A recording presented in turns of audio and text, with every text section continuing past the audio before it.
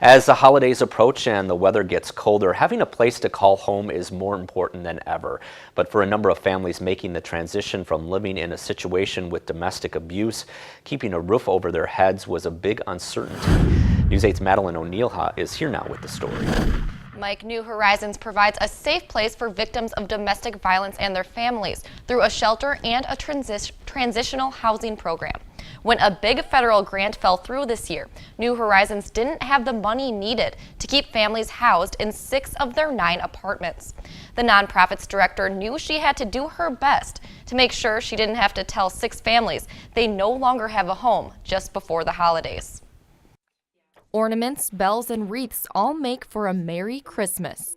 That would be like. But if you ask New Horizons director Ann Kapoff what the most important part of the holidays is, she'll say it's the home where those decorations reside. I've been here for 12 years. This is the first time we've ever had a waiting list. So with the need for shelter increasing, we know that the need for housing, permanent housing after they leave shelter, is increasing. Over the past 3 years, a federal grant of about $300,000 allowed New Horizons to offer 9 apartments to domestic abuse victims and their families as they search for permanent housing. But this year, the organization had to do some transitioning of its own when Kapoff found out in October that they won't be receiving federal money for the next 3 years. So that meant a displacement of about 6 families. So Kapoff gave the La Crosse Community Foundation a call.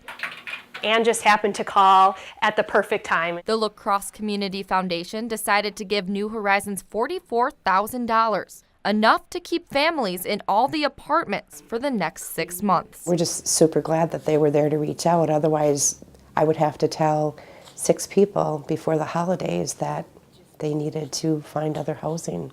They'll have a place to call home as we approach the holiday season, and it'll give them the time that they need to continue to work on their self-sufficiency plan. The early Christmas gift also gives New Horizons time to work on their plan to find permanent funding for their transitional housing program.